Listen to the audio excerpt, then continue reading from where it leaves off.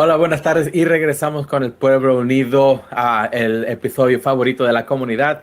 Mi nombre es Alberto Reyes, organizador de Galeo, y a mi lado tengo mis dos favorite hosts, Marifer. Hola, muy buenos días, tardes, afternoon, noches. I don't know when you're listening to us, but welcome. I'm Marifer Vizcaíno, and I am a program coordinator here at Galeo, alongside my other favorite co-host, Ana. It's so great to be back for another episode of El Pueblo Unido. Wherever you're listening from, whatever time you're listening at this time, I hope you're having a great day. And we have a great show for you guys. We have amazing guests. And very powerful conversations, and we're very excited. My friend Alberto, want to give a little teaser of who people can expect in this upcoming hour? Yes, for my section, Latinos en Acción, I have Angie. She's going to explain a little bit of her dancing, cultural, and expressive project that she has. Marifer? Yeah, for Ponte las Pilas, Ana and I are going to interview each other for the first time, I think, to get, at least about work, to get to know why we do what we do, and why it's important. And we also have Almigar from El Refugio, who is our, we could say, main guest of the show. We're going to be talking some very serious topics, from very difficult situations happening here in Atlanta. So please stick around, and we'll be right back with El Pueblo Unido.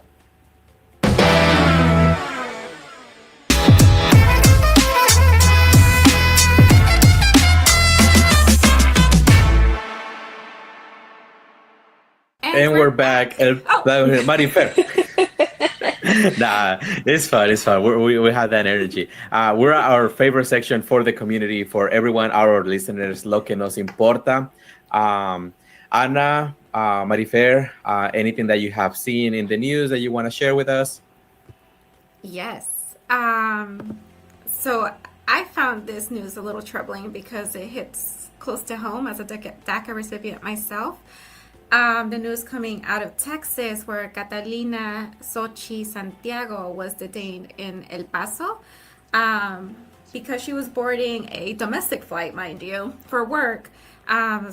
She was detained by Border Patrol, and taken into ICE custody. So this is concerning in many aspects because she has, I don't want to say legal status, but she has that protection, that EAD, that DACA grants you.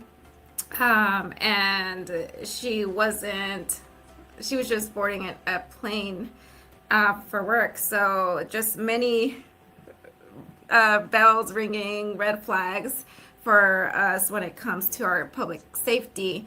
But she is a beloved community member for her local community.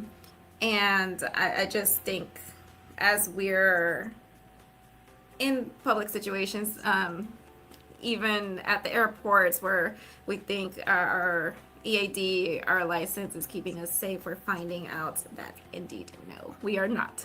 Any thoughts on that? Have you guys heard about Sochi? I know this is like super recent. It happened 2 days ago. I saw the video that she was able to record, and again, the border agent was not friendly towards her. She was very calm and trying to explain the situation. And as you mentioned, she got detained. Haven't heard any updates, but I know the organization she worked for. I know the family and some friends are fighting for her freedom. And as you mentioned, like this administration can change policies from one day to another.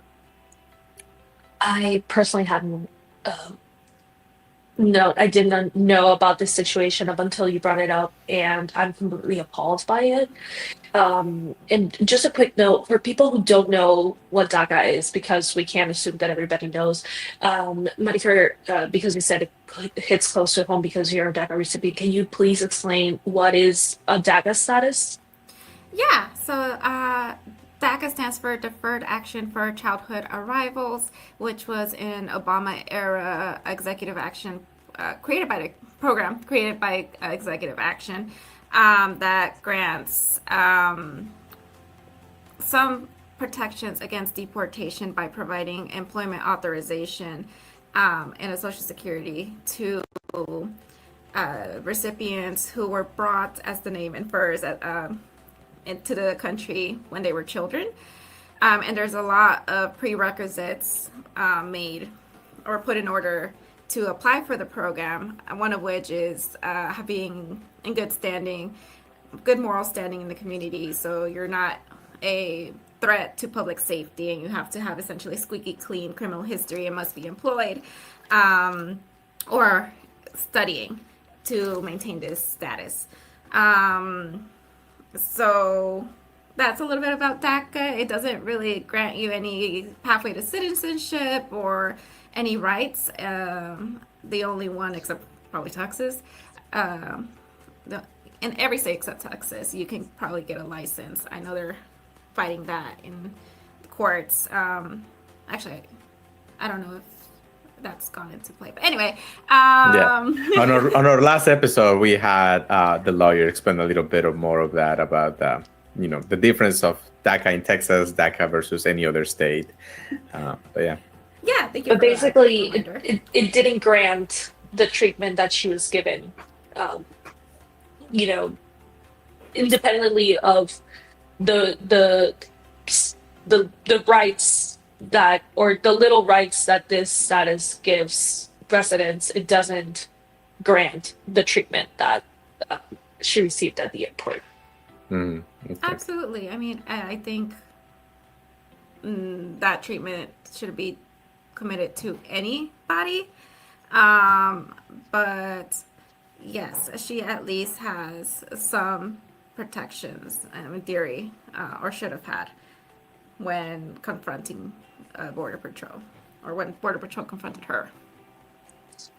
And like Alberto said, if you want to hear more about, our conversation with Gio, who's a lawyer and a immigration attorney, you can go to our YouTube where you can watch any of our past podcasts. You can also listen on Spotify just to get a refresh of our past conversations. But yes, definitely. Go go check those out. And how can people support Money Fair? I've seen on social media and Instagram, Facebook groups that there is a GoFundMe available for Sochi. And it's pretty easy to find. That was probably the first thing I found when I was looking up more information for her case. If you'd like to support for her legal fees, especially as they try to bond her out and carry on the removal case.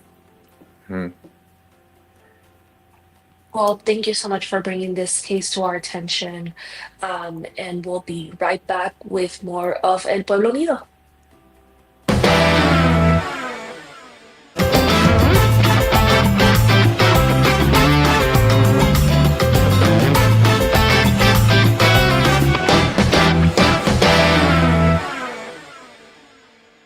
And we're back. Thank you and we're back to our section with our special guest, Almicar Valencia. Thank you so much for being here. Muchas gracias. Y empezamos desde el principio, Almicar.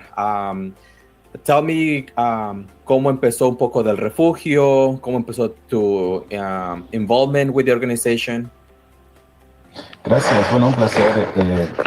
Gracias por la invitación. El refugio es una organización, para los que no están muy enterados, que apoya a las familias que están directamente impactadas por la detención. Trabajamos con personas que están detenidas en el centro de detención de Stewart. Y nuestra organización inició este trabajo hace 15 años. Empezamos en el 2010 visitando personas en el centro de detención y luego nos dimos cuenta de las necesidades de las personas detenidas, pero también de las familias que estaban viajando para ver a sus seres queridos. Podíamos conversar con las familias en la sala de espera y conocimos muchas familias que venían desde Norte Carolina, que habían manejado 8, 10 horas, a veces más, que habían dormido en el carro, que habían dormido en el estacionamiento de la gasolinera en Lumpkin, donde está el centro de detención. Entonces, eso abrió como la oportunidad para pensar qué se puede hacer, qué podríamos hacer para apoyar a las familias impactadas por la detención. Y así es como nació la idea de tener una casa de hospedaje, una casa de hospitalidad, donde podamos ofrecer ese alojamiento a las familias, no solamente a las que vienen de lejos, pero en general todas las familias que vienen a visitar a sus seres queridos. Y rentamos una pequeña casa en Lumpkin, a 2 millas, 1 milla del centro de detención, y empezaron las familias a conocer un poco más sobre el trabajo que hacíamos. En la sala de espera les comentábamos sobre el trabajo del refugio y bueno, muchas familias empezaron a llegar a la casa y empezaron a correr la voz entre sus familiares, entre sus amigos, entre la gente detenida y así inició este trabajo muy, muy orgánico de grassroots work that we started in 2010 and we've been doing that for 15 years. That's amazing. Annika, it's so great to meet you, even virtually, and I'm so excited to keep hearing about the amazing work that you're doing with El Refugio. So, how did you personally get involved with this work, and what drives you to keep showing up to these heavy spaces? Because it sounds like a very heavy work. Yeah, thank you. And I think that's a very good question, especially today, right? What drives us to do this work, and especially in this environment that we're living today. For me, as a Latino, as an immigrant myself, as someone whose loved ones came to the United States, and most of them came, without any visa, any documentation, and crossed the border, as many people in our community. It weighs heavy on me knowing that a lot of our community members, the people that I know, are impacted by immigration detention policies in the United States. And that was, I think, that realization of the pain and suffering of our community, and then what can I do to support and be there to help them. So I think that was definitely one of my motivation to be part of the work of Refugio. When I joined in 2010, as I said, we visited people before, and we started to get to know family members at the detention center and people detained.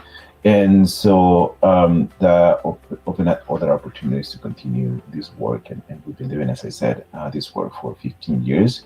I work with a lot of local organizations here in Georgia, with the Georgia Latino Alliance for Human Rights. So as my organizing work with GLAR, and then with my work with Refugio as a volunteer during those early years of our organization, have been, very, very eye-opening, I would say, or not just eye-opening, but opportunities to seeing how our communities are impacted, and then what can we do to be present, to support, to alleviate the pain, but also, give them also a voice. I think that's the most important thing that we could do as community members, is just giving an opportunity to people to might be less likely to receive that opportunity, that their voices are not heard, and then we can be those channels and ensure that we can provide that support.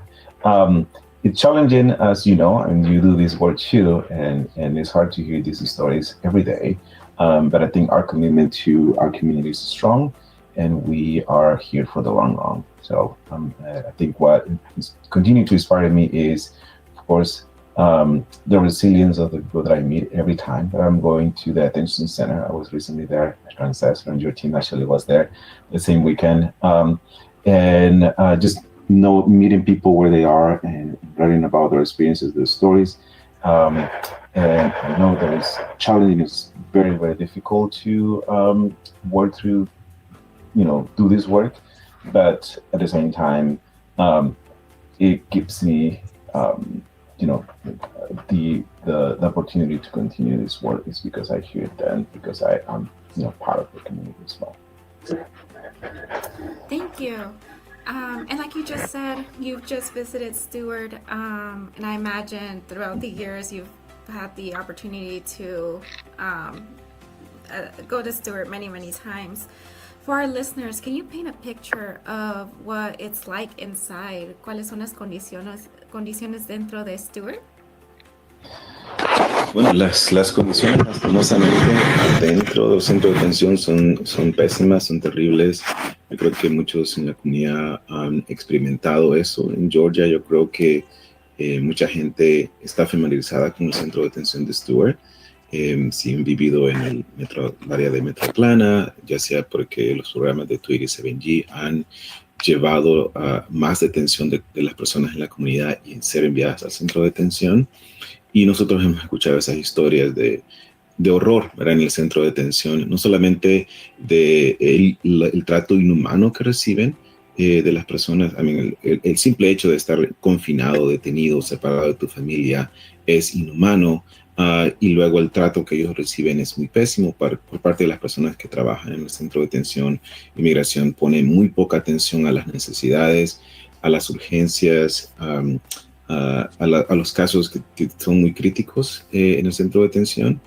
Por ejemplo, cuando tiene que ver con personas que tienen alguna condición médica, por ejemplo, no reciben la atención necesaria cuando es debido, la comida es muy pésima, han habido personas que sufren algún accidente en el centro de detención, tienen que ser llevadas de emergencia hacia el hospital más cercano está a 45 minutos. Todo este trato inhumano, las condiciones médicas, o el trato o la falta de trato médico a las personas que están en detención, ha conllevado lastimosamente a la muerte de muchas personas en el centro de detención, personas también que han tenido problemas con mentales, y ese es un gran problema. Muchas personas están ya tienen un récord, pero en el centro de detención no les ponen atención a sus necesidades.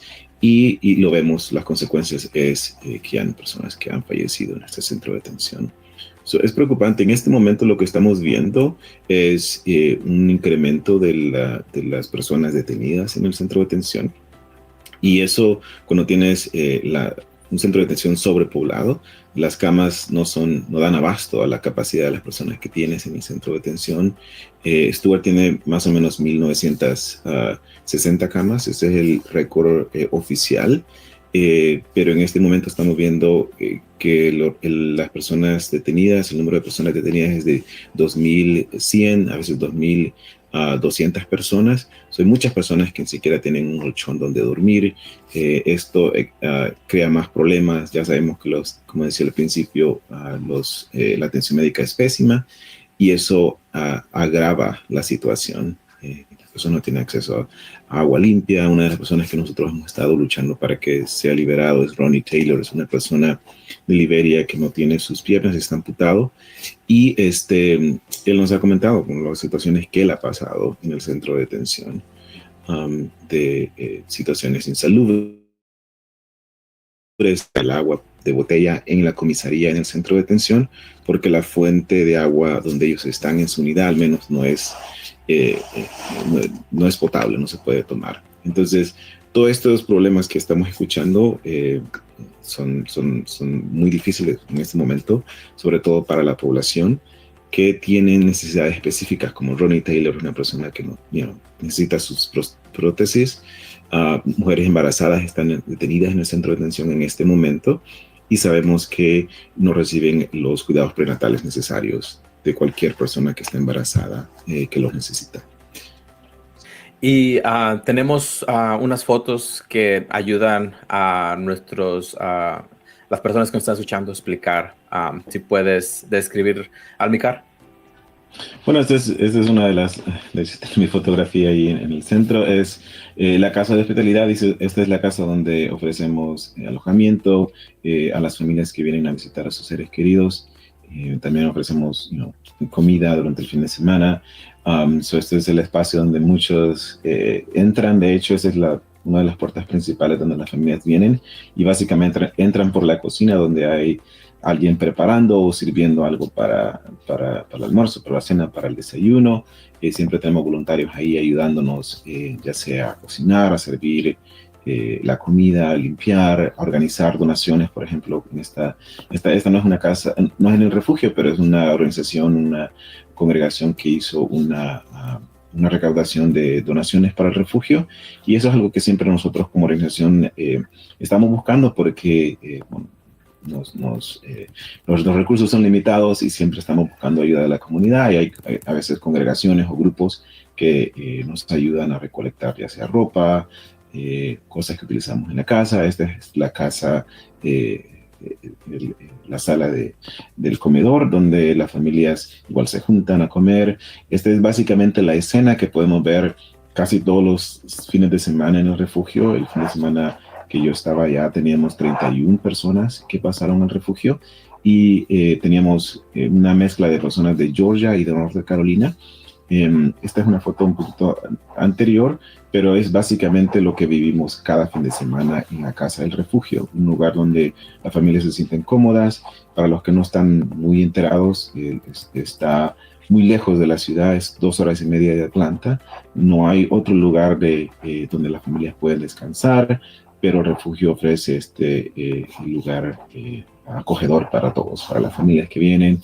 Igual tenemos muchachos que estaban escribiendo cartas a sus seres queridos. También a veces tenemos voluntarios que escriben cartas a las personas que nosotros visitamos. Igual otras personas que han recolectado donaciones para el refugio. Y tenemos la foto de el perro también que se coló en la fotografía. Y yeah, this is just donations that groups have collected for el refugio. We have this old big map in the living room where families can like check in and like they can put where they're from. So the map is pretty much filled with people from all over the world who come to El Refugio. This is some of the art that we receive from people detained at Stewart. They have sent letters to El Refugio. There's a few pieces here that are also from family members who painted their experience of their loved ones being detained, deported. So this is something that we have done in the past. We groups who are also interested about learning about Refugio. I'm here with Samantha V. Some of you might know Samantha V. is a comedian, and she did a show in Lumpkin in 2018. And thanks to her, this is that we have this house. They donated this house for Refugio. If people want to see the click, you can go to YouTube and just click Lumpkin or leave it, or just look for the link. Maybe you can make available for people to watch it. And this is, we go to events just to spread the word about Refugio. People can volunteer with us, and it's just, our volunteers at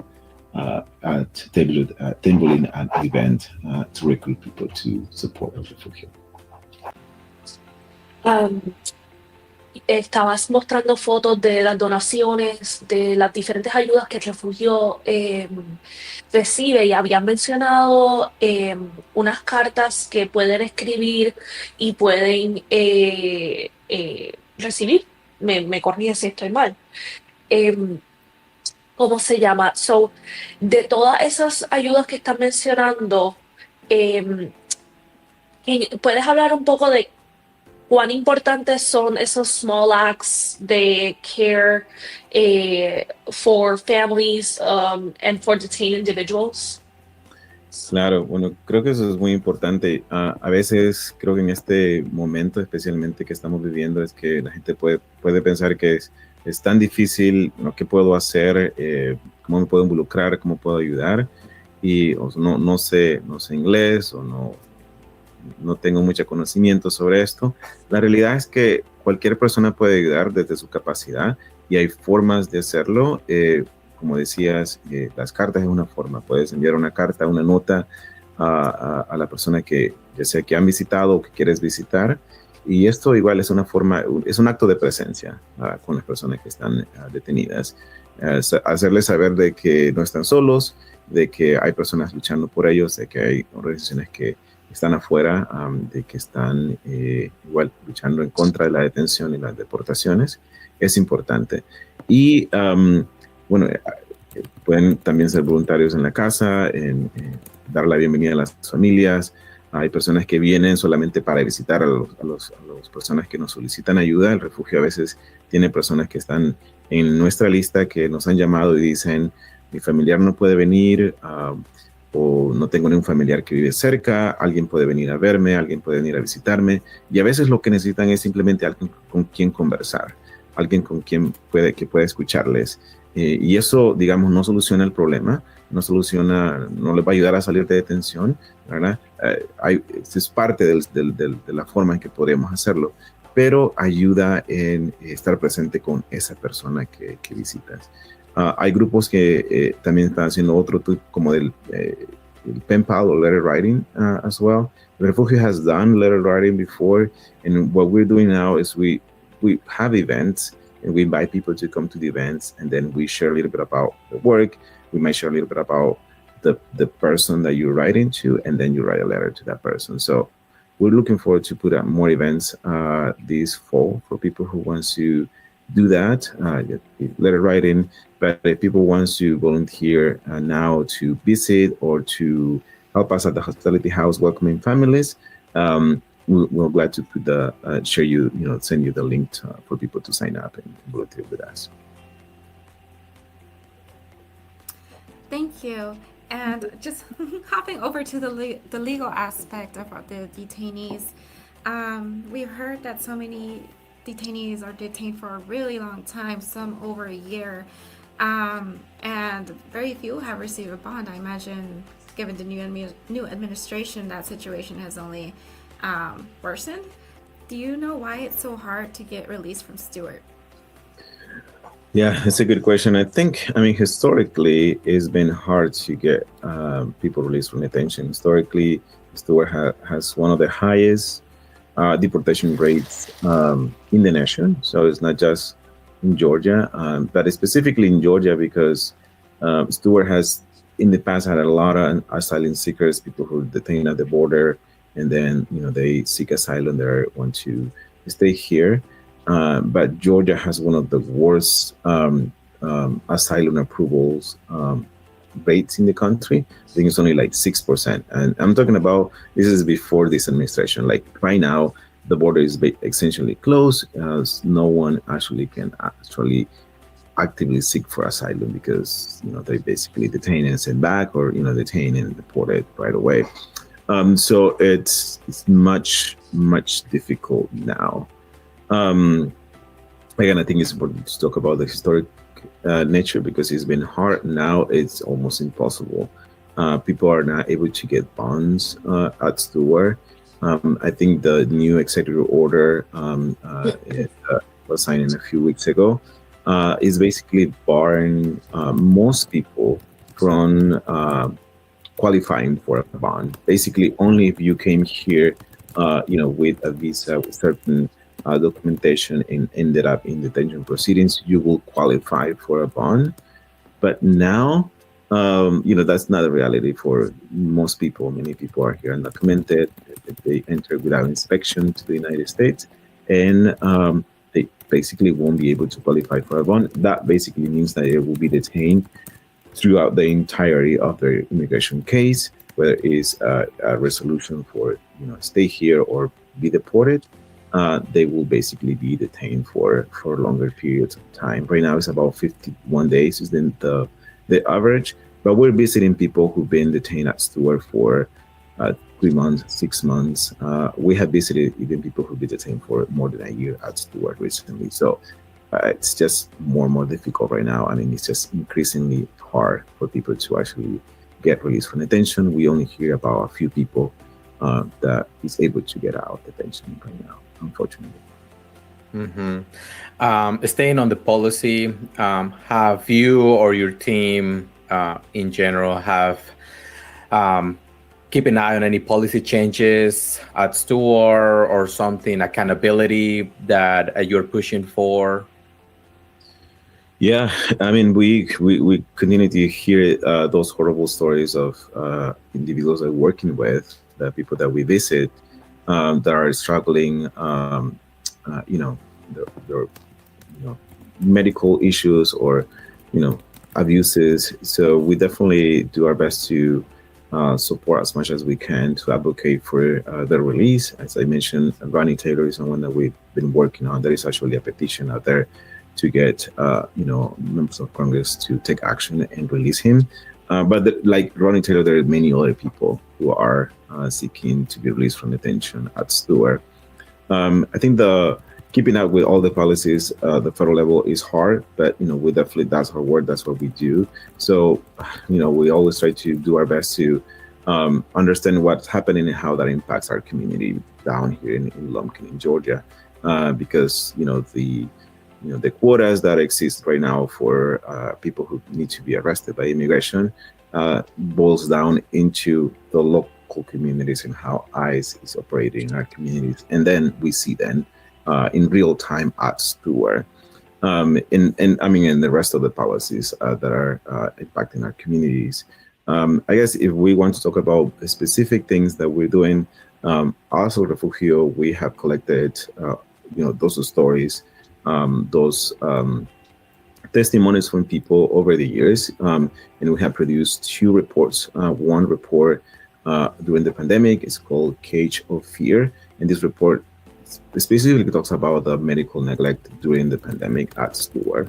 Last year, we released another report called Invisible Cruelty, and this report specifically focused on solitary confinement at the detention center and medical neglect. And it's in our website for people to review it and see. And lastly, we are just posted a new report of during the last 6 months where we have selected the trends that we have seen in the different cases that we have seen at Stewart, and sharing a little bit about those stories, which is also in our website. And we're using this to talk to members of Congress about, so they are brief and they know what's happening, and invited them to actually take action, to come to Stewart, to do an inspection at the detention center, to speak up against the conditions inside the detention center, to advocate for those who are dealing with serious medical conditions, to release them, to release pregnant women from the detention center. Those are the main asks that we're telling members of Congress. And of course, we'll continue to do this work because we know the information, and it's only fair that we advocate and make this available to those who have a little bit of power more than others to take action. Thank you.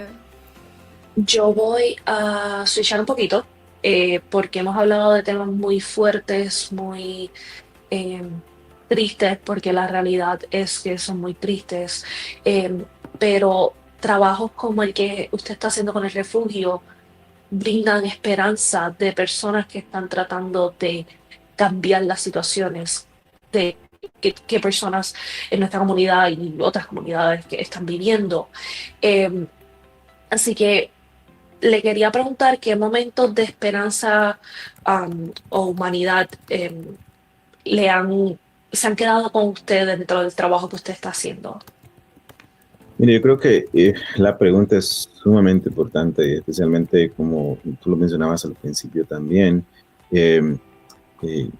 ¿Qué se puede hacer en esta situación de tanto sufrimiento, de tanto acoso, de tantos ataques a la comunidad afuera, y ya cuando estás adentro es totalmente deshumanizado, ¿verdad? Y las personas muchas veces están pensando, bueno, ¿qué va a pasar conmigo? Firmo la deportación, pero soy venezolano, ¿qué tal si me mandan a CICAT en El Salvador? Todas estas cosas, ¿verdad? Que las personas están viviendo cuando están en el centro de detención. Y a veces uno puede pensar, bueno, no se puede hacer nada, estamos peleando contra un monstruo, un sistema totalmente gigantesco. Y es cierto, el sistema está creado de tal forma en la que nos paraliza, ¿verdad? Y nos hacen sentir es que nada se puede hacer. Pero sí se puede hacer mucho, se puede estar presente con la gente. Y te voy a dar un ejemplo de algo muy sencillo. Tiene que ver con una persona que nosotros visitamos, de hecho nos llamó hace 2 semanas y dijo, bueno, mi esposo está detenido, si lo pueden visitar, pero hay pero me gustaría también ir a visitarlo, pero no manejo, si alguien me puede dar un ride. Entonces yo fui, la recogí a su casa y hablamos por el camino de su situación, de su esposo, de lo que estaba pasando. Y ella me dijo algo muy simple, pero también muy profundo. Ya cuando estábamos de regreso en Atlanta, y me dice, eh, yo estaba muy preocupada por mi esposo, eh, no salía, él era la persona que hacíamos todo juntos, trabajamos juntos, hacíamos todo juntos, y él estaba pasando por la detención, él estaba pasando por mucha depresión también, no sabemos qué va a pasar con el caso, pero verlo me motivó, me llenó de paz y me ayudó y yo sé que la situación no está resuelta, que todavía sigue, que está luchando y todavía no sabemos qué va a pasar, pero simplemente verlo y este gesto de poder darme un ride y llevarlo fue muy importante. El día dijo, in a way, I was basically like him, incarcerated. I stopped doing everything. I stopped going out. I started doing everything because he was the person that was, doing everything. But just the simple fact, the simple gesture of offering someone a ride can make a difference. And I know that doesn't change the system. And I know that doesn't change the reality of this horrible system. But it's a powerful way to be present to people. And if we do that, like if we do that over and over and continue to be present to people, I think that has, that gives me hope too, that we can, do better. And then all the things, the collective actions, whether it's visiting people, whether it's donating, something so we can continue our work, whether it's writing a letter to someone, whether it's connecting their members of Congress about the conditions at Stewart, whether it's volunteering, whether it's all those things are the things that are going to help us to get through the system. I think it's easy to despair in this moment because we are just, it's less than a year in this administration. But it is true, and I think it's not just a slogan out there or just a saying that el pueblo salva al pueblo, and I think that it's true for the work that we do, the work that you all do as well. Thank you. And I have a follow-up question porque me quedé pensando de lo que dijo de las condiciones dentro de Stewart. And I'm angry. I'm angry that it's flooded. I'm angry that there's no potable water, that the food is suboptimal for human consumption. I'm angry that they're in overcrowded conditions. And I'm angry because not only is it inhumane, but CoreCivic, who is contracting with ICE, is a $2 billion company, as they reported last year in 2024 with their revenues. And I think if more people hear about the situations, as you're sharing with us, they would be angry too. So, and I know you've touched on it previously in the previous questions, but what does El Refugio want the public and our elected officials to know about what is going on in Stewart behind closed doors? Yeah, I mean, I know I say this already, but I think it's very important for people to be alarmed. I think we should not normalize this. I think it's been for too long. I mean, El Refugio has been doing this work for 15 years. And I said that sometimes, like, I'm happy that we're there, we're present. But I personally, and I think many other people feel this way too, rather not continue doing this work for so long because we're essentially ended the system that criminalized and incarcerates and deports while for-profit corporations like CoreCivic, Geo, and other groups maximize the profits. So I'd rather we shut down the system, allow family members, community members to go to their communities to continue a process, right? But for the things that I've seen over the years, people need to know that this system has to be, there's no way to reform a system like this. It has to be, dismantled as it is. And I know that sounds almost impossible. I mean, we're seeing how the increase of incarceration is going. ICE is putting more requests over the country to build new detention centers, to get new contracts with other corporations, with other localities. So it's not going in the way that we hope for. But I think it doesn't mean that we cannot dream that this system cannot be, ended as it is, and dream for something better. I mean, as a refugio, what I like to people to know is that um, if we can build, if we can host families with no questions asked, if we could, feed people and welcome, open a place to stay. I think as a country we can do that. This is one country, a country that has, a lot of wealth, and then there is no need for a system like this that only perpetrates harm to our immigrant communities. So all of us, every community members, has to be outraged about what is happening and do something about it. I think we've been doing this work. We've been supporting families. We've been advocating. We continue to do that work, and it's tired. It's tiring. It's a lot of work. We need more people to speak up. We need people to understand that the system is built in a way that, again, takes away our freedoms and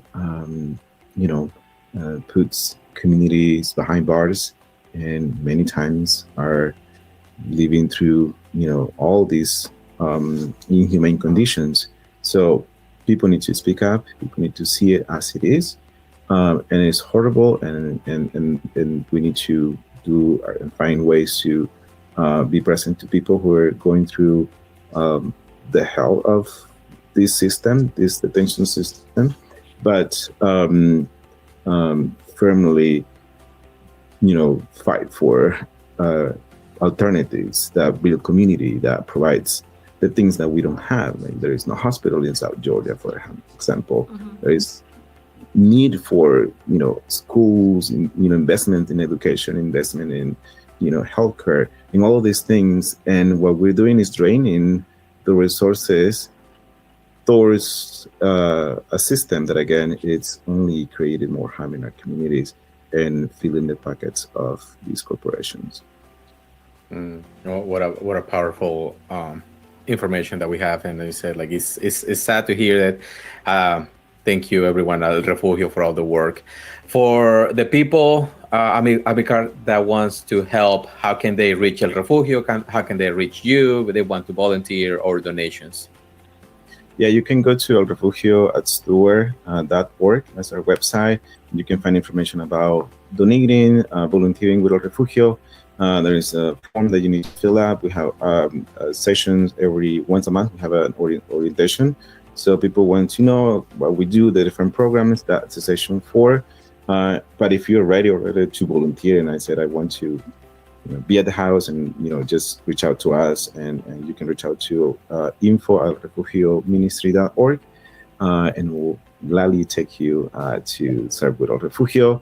Like as I said, we need the support of everyone in our community to continue to be present for them, but also to again do the other things. I know not everyone is able to drive to Lumpkin on a weekend, or visit or write a letter, but you could do other things as well, as long as you are willing to put this fight and support people who are impacted by immigration detention. And social media, of course. We have social media, El Refugio at Stewart in Facebook and Instagram as well.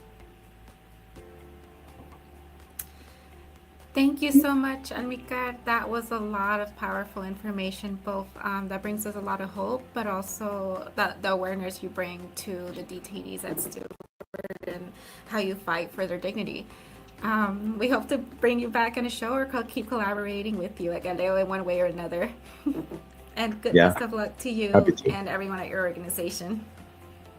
Thank you. Appreciate it. Thank you so much. Thank you. Thank you. We'll be back with Pueblo Unido.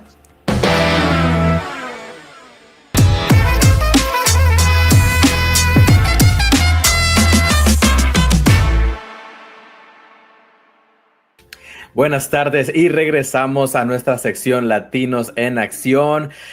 Tenemos a mi gran amiga Angie Chaverra. Me dice si lo pronuncié mal, pero le doy espacio a Angie para que te introduzcas y nos digas a nuestros radioescuchas tu proyecto. Sí, Angie Chaverra estuvo perfecto. Muchas gracias, Alberto, por tenerme aquí. Mi nombre es Angie Melissa González Chaverra. I am a cultural worker, Fulbright scholar, and artist from Chocó, Colombia. My work is about dance, and it is also rooted in the belief that dance is not only movement, but also upliftment, joy, and resistance for people of African descent in general, and for Black women in particular. I am based in Atlanta, Georgia, and I recently graduated from my master's in Africana Studies at Georgia State University. That's amazing. Shout out to all Colombian listeners over there. We'll talk later about the arepas and all the whole culture. But I definitely love what you mentioned about the dance and how to express yourself through that artistic side. Thanks to the Latinx Alliance cohort, that's how we are able to meet each other. But tell me a little bit of how, what was your interest in dancing, or how have you seen changes in the culture that you're here in Atlanta? Yeah, well, I have been dancing since I was 3 years old, and it was because of my Fulbright scholarship that I was able to come to the US. And it opened a new perspective for me in the world of dance, because being able to not only dance by myself, but also teach to the community what I do was super, super important for me. So I have been able to teach at universities, I have been able to touch communities in Atlanta. And I think one of the most remarkable experiences that I've had is how they respond to what Afro-Colombians do, and to find that more and more colleagues, especially from my country and my community, are also here trying to do the work to empower communities, to empower young population, especially now that they are seeing that references have been made for them to follow a path of upliftment and joy. That's amazing. Now, your program, your artistic, does it have a name? Are you looking for inspiration in the community? Does it change? Yeah, well, that's a very interesting question, because it changes all the time depending on the needs of the participants. Every time I'm going to teach, I have to be creative. I have to choose different names depending on what they need. So my original project is called My Black Body Speaks. My Black Body also is like upliftment and communicate. So my work is basically around how you can explore the possibilities of your bodies. And even though my work is centered in the Black communities, it influences the whole diaspora and the whole communities of Latinos, especially here in Georgia. So I have been able to also connect with, as you say, the Latinx Alliance. I also know the work of Galeo, and it's been so inspiring how these populations have made me realize that what we are doing is important, but also I'm not the only one. So we're doing it as a collective. And joining in those leaders who are trying to make a change has been definitely transforming for my teaching experience. That's amazing. Thank you so much and yeah, it takes a community. It takes everyone to put the effort, especially with what's happening right now. Like I said, some type of output, some type of created output to take all that stress out. But Angie, again, thank you for being in my section, Latinos en Acción. Anything that you would like to leave for our listeners? Where can they find you? Any upcoming events that you would like to shout out? Yeah, I'm going to be participating in the Black August event later this month, August 24th. I'm going to be posting this in my social media. You can find me on Instagram as Angie, MEGCH. And also, I'm going to be just teaching around. And thank you for this opportunity to also showcase my work and keep building community with you guys. Yeah, absolutely. We'll definitely post on our your social medias, on our link, and again, we'll be supporting you along the way. Thank you so much, Angie. Thank you, Alberto.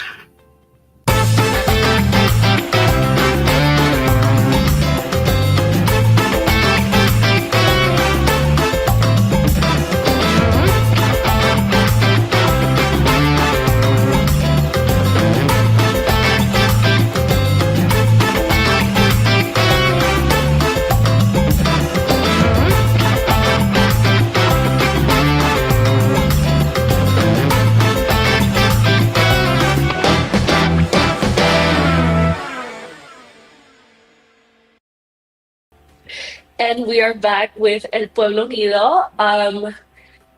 We are with our Ponte las Pilas section, and we're going to be talking about an amazing program called GIL, or long form, Galileo Institute for Leadership. Um, Marifer, you've been with the program for 3 years now. Can you explain a little bit about what GIL is? Yeah, so as the name implies, it's the our Institute for Leadership. So we are trying to develop leadership skills in our community because we found that in a lot of places, maybe at work, at school, we're taught these hard skills, how to do this depending on your career path, but these leadership skills are not as commonly taught, especially when you are a first generation, 1.5 generation, second generation, first generation student. What did I just say? When you are an immigrant, first generation, 1.5 immigrant. So what we want is to develop those leadership skills and professional development skills in our community, and that's what GIL does. So our sessions include public speaking, like how often, maybe I took one public speaking class in college, it was very superficial, but not everyone goes to college, and not everyone is a big fan of speaking publicly, like myself. It took me a really long time to be comfortable getting on that stage or getting on a podcast to talk to others. Other sessions include building How to conduct community. successful meetings. How to conduct successful meetings, building community through community diversity, other workshops that are just greatly beneficial to everyone, really, but especially our community members. And I think what the great part of this program is, well, one of the great part of this program is that these are skills that not only will be used in a professional sense, because public speaking is something that you need to do in a personal sense as well. You never know when you're going to be encountered with a situation where you need to conduct a meeting, where you need to speak in front of a lot of people. So I think that is one of the many benefits of this program. And it's important to know that, I think you guys might have caught it, but Marifer is a GIL alumni, 2021, right? Yes, also known as the best cohort.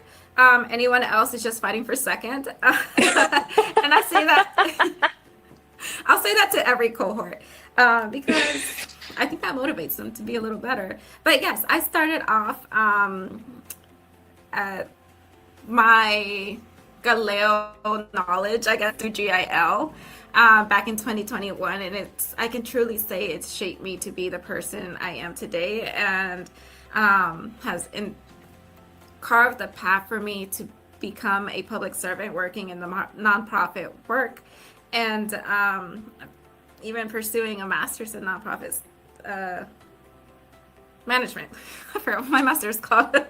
But yeah, I think part of the things I know part of the mission of the Galileo Institute for Leadership is making sure that when you walk out the door, you are confident and well equipped to pursue that career path, to run for office, or just to become a better, more open-minded public servant, to make sure that at the end of the day, you are doing the best for yourself and your community.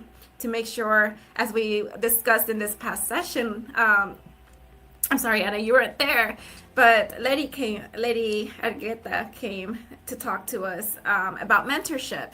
And what he said was, once you're in a position to be a mentor, it is very important and crucial that you are opening the door or keeping that door open for the person who walks in behind you, so that they are given opportunities maybe that you weren't given, and that you are giving it to them so that they can be better and they can continue to leave that door open for those who come after them. Because one thing we do not want to do when we are in positions of power is close that door for the rest of our community. And that's kind of it kind of shows the type of leaders we're developing in GIO.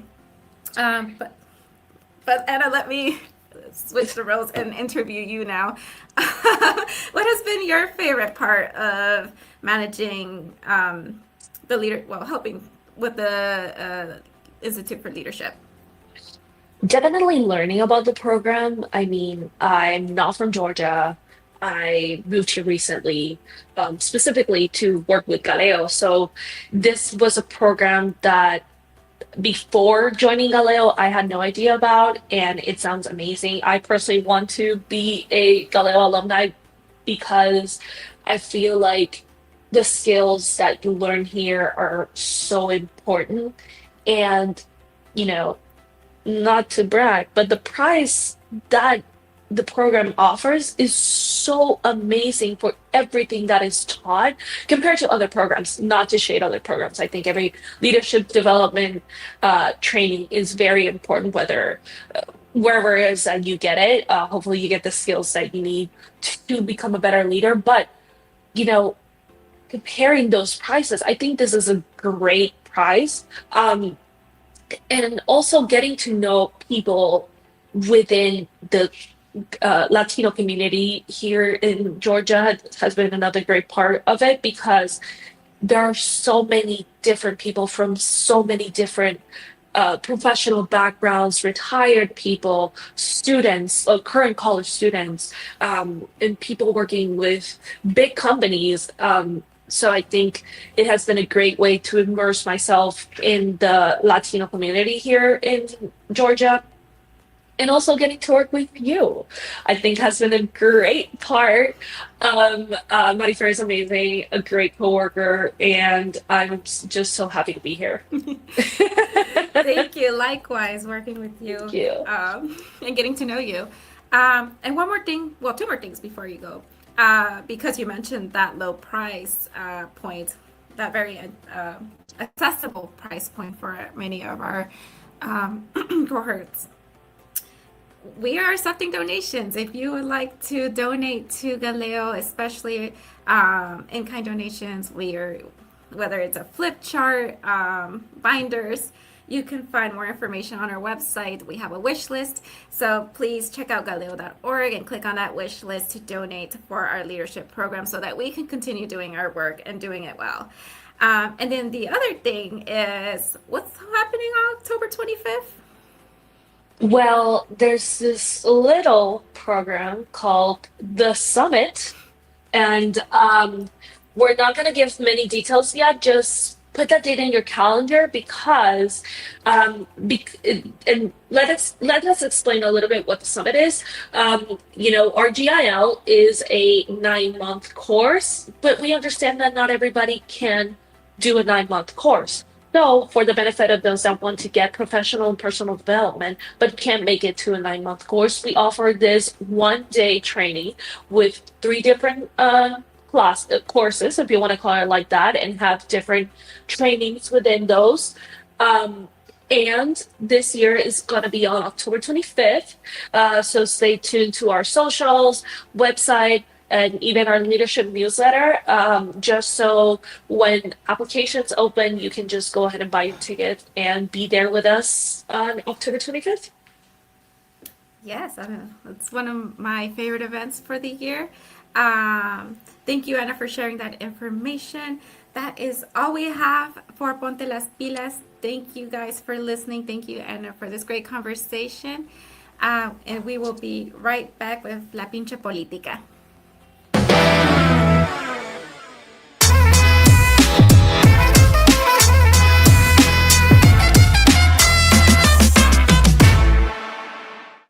And we're back. Hola, mi gente. Gracias por estar aquí con nosotros otra vez. Soy Ramsés Jiménez con mamá, por favor, tápate las orejas. La pinche política. Ay, como siempre, es un honor estar con ustedes. And for this episode, we're going to continue with the all-star cast. We have our very own CEO of Galeo and Galeo Impact Fund, Jerry Gonzalez. Hi, Jerry. Thank you so much for joining us. Hey, great to be with you, Ramses. Great. So this month was a very special month for Georgia. I don't know if y'all felt the ground rumbling because so many Latinos from all over the country came to see us. We had various conferences being held here, like LACLA, which is LCLAA, which is the Labor Council for Latin American Advancement. who has been around since 1973, with whom actually Galeo teamed up for a day of service to build 6 little libraries.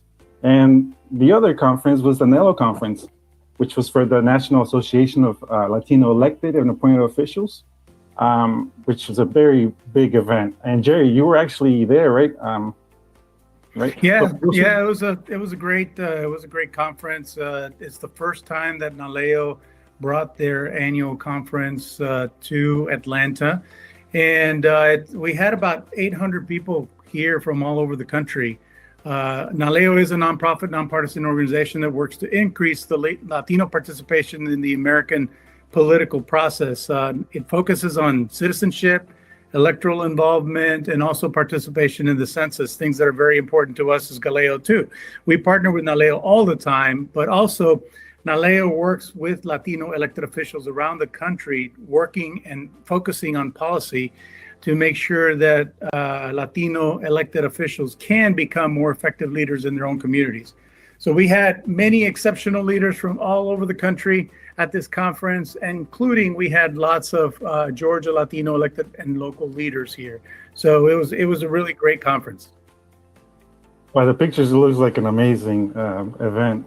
Could you tell us a little more about how the NALEO conference was? I actually saw you were a speaker, right?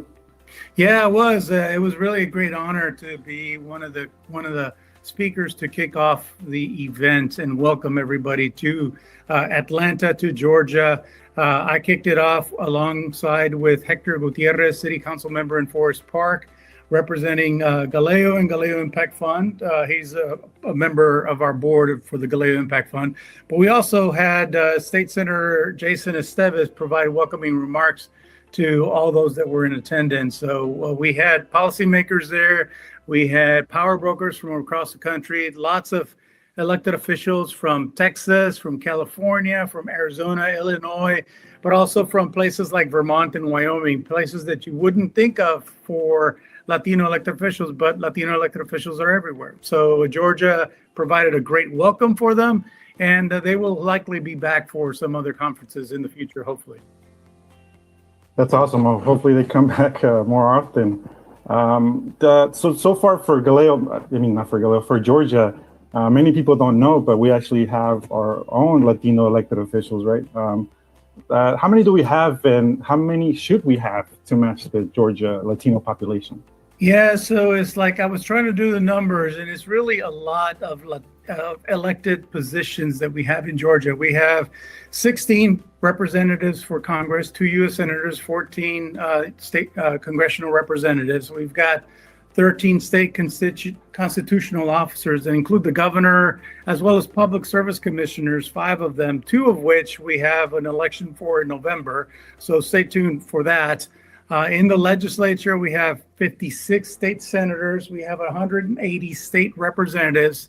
Georgia has 159 counties, county commissioners, constitutional officers like the sheriff and state court judges. And then we have Georgia cities, many of which have mayors and city council members. And then we also have judicial offices, superior courts, state courts, and other courts that are elected positions as well. So overall, we think that there's probably about over 3,000 elected offices in Georgia, and we only have about 30 to 40 Latino elected officials in the state. So we have Latinos represent 10% of the population in our state. We certainly don't have enough people in office. We need to encourage more Latinos to run for office to be a voice for our communities. Definitely, and we definitely need voices during these times as well, with everything going on that we've seen. And, you know, although Georgia is also no stranger to ICE raids, Chicago and LA have been hit the hardest by them. And some of us can't look at social media without even seeing another raid in one of those states. Did you learn from any elected officials out of LA or Chicago in terms of dealing with ICE? Yeah, there was a very important session about talking broadly about what happened there and what is helpful. And it was a closed door session, so I'm not going to get into specifics of who said what, but I can talk about essentially the broad strokes of the information that was shared there. Basically, there needs to be strong connections and deep relationships with elected officials and the consul generals in in the areas to make sure that we can represent and effectively advocate for our communities in this process. The Consul General does have the ability to interview people, to observe conditions that are in detention, and to ensure that those that are detained from their countries have access to legal counsel. They do have a limited diplomatic role because of, but it is essential in that process. So due process was a key concern that was talked about over and over again from many elected officials from around the country, and even litigated the issue through the federal courts. We've seen some court cases that were brought in California that basically said that they were racially profiling people in the process, and they can't do that. The federal government cannot do that anymore in the circuit that it represents California. So that's a good federal ruling as an example. But the information of know your rights was essential across the board, both in Los Angeles and Chicago areas and other places that have faced significant ICE raids. So that is really important, and that's the work that we're doing here at Galeo and Galeo Impact Fund. The other thing that was insightful was that in many instances, the immigration court hearings, there was an option for virtual, and that made it safer for people to comply with their federal immigration court hearings and not be rounded up at the courthouses in that process. So virtual options are something that we need to take a look at here in Georgia as well. Bottom line was that there was a lot of concern of fear, and fear can be overpowering in us, but I think one way in how we overcome fear is by information. And that's why making sure that people have access to information about what they can do to protect themselves and their families in the process is important.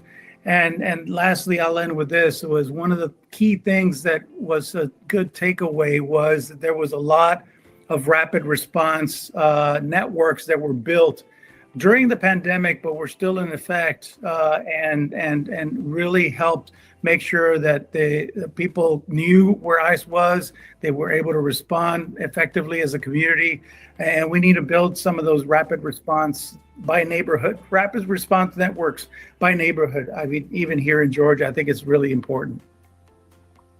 Definitely. When you can't rely on the government, mutual aid is there to, help you to know that you're not alone. And mutual aid is como una tanda social, right? We're all trying to help each other out. But Jerry, thank you so much for being with us. Everybody, please continue to follow us on social media at Galeo and Galeo Impact Fund to keep up with these and many other stories developing. And again, thank you, Jerry, for providing exclusive insights on the Galeo conference. And thank you all for listening. Acuérdense, tenemos poder. Las últimas 2 elecciones presidenciales han sido decididas por solo menos de 120,000 votos en Georgia. Y este día tenemos más de 500,000 latinos elegibles para votar en Georgia. Entonces el poder está en nuestras manos, ¿verdad? And we'll be right back to close out this episode of Pueblo Unido. Nos vemos.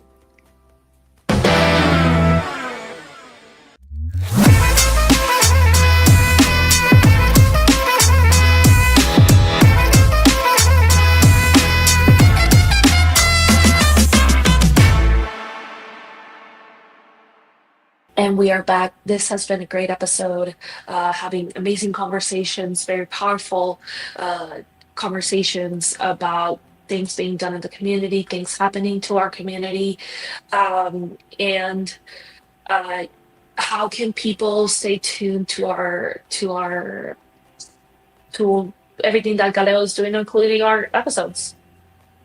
Yeah, they can follow us on social media, Instagram, Facebook, X, YouTube, TikTok at galeo.org. I am Galeo. And for our Impact Fund, the handle is Galeo Impact Fund, again, on all social medias. And Marifer, we have a really fun event coming up, right?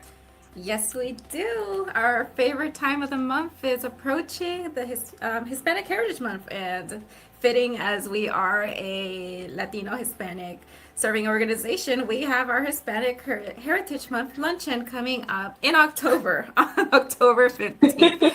My God. That is a Wednesday, and it's going to be at the Crown Plaza Hotel here in Norcross. So buy your tickets. We have an early bird special going on. So this is probably the best time to get those discounted tickets. If it's for you, your organization, you want to buy a table, you want to be fancy and bring all your friends, this is the time. Otherwise, the price will go up. It's obviously going to be more expensive for you and all of your 8 friends that you're bringing with you. So we hope to see you at the Hispanic Heritage Month luncheon in October. And as we mentioned before, feel free to go to YouTube, Spotify, and any of our social media. This is not the only time you can watch our episodes. Feel free to revisit them and stay informed about everything happening in our community. And we'll be back next month for El Pueblo Unido. Yes. Thank you guys for joining me. Thank you. Bye, everyone. Whoa, hold on. Oh, Y recuerden, el Pueblo Unido jamás será vencido. Y'all forgot. I got scared up there. I was like, what did I forget?